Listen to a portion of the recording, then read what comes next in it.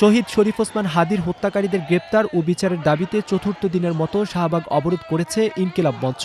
পূর্ব ঘোষিত কর্মসূচির অংশ হিসেবে ২৯ ডিসেম্বর সোমবার দুপুরে বিভিন্ন জায়গা থেকে ছোট ছোট মিছিল নিয়ে শাহবাগ মোড়ে অবস্থান নিতে থাকে বিক্ষোভকারীরা, দিতে থাকে নানা স্লোগান।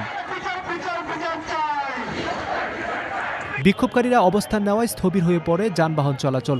বিকল্প পথ হিসেবে পাশের সরু সড়কগুলো দিয়েই পার হয় যানবাহনগুলো। ওসমান হাদির খুনিদের গ্রেপ্তার ও বিচারের দাবিতে শুক্রবার থেকে ধারাবাহিক কর্মসূচি পালন করছে ইনকিলাব মঞ্চ, যেখানে বিভিন্ন ব্যানার প্লেকার্ড নিয়ে নানা বয়স ও শ্রেণী পেশার লোকজনকে অংশ নিতে দেখা যায়। চতুর্থ দিনের অবরোধ কর্মসূচিতে শহীদ ওসমান হাদির মতো যোগ্যতা সম্পন্ন না হয়ে ওঠা পর্যন্ত ইনকিলাব মঞ্চের কেউ ঢাকা ৮ আসনে নির্বাচনে প্রার্থী হবেন না বলে জানিয়েছেন প্ল্যাটফর্মটির সদস্য সচিব আব্দুল্লাহ আল জাবের।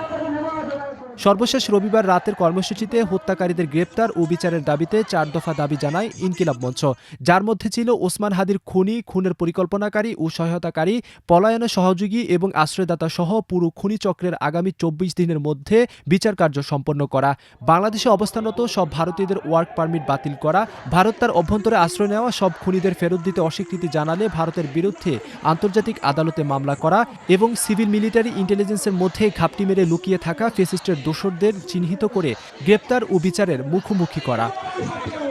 ১২ ডিসেম্বর রাজধানীর পুরানাপল্টন বক্স কালভার্ট এলাকায় গুলিবিদ্ধ হন ইনকিলাব মঞ্চের মুখপাত্র শরীফ ওসমান বিন হাদি। পরে চিকিৎসারত অবস্থায় ১৮ ডিসেম্বর রাত ১:৩০টার দিকে সিঙ্গাপুর জেনারেল হাসপাতালে মারা যান তিনি। শাহাবুদ্দিন, প্রথম আলো, ঢাকা।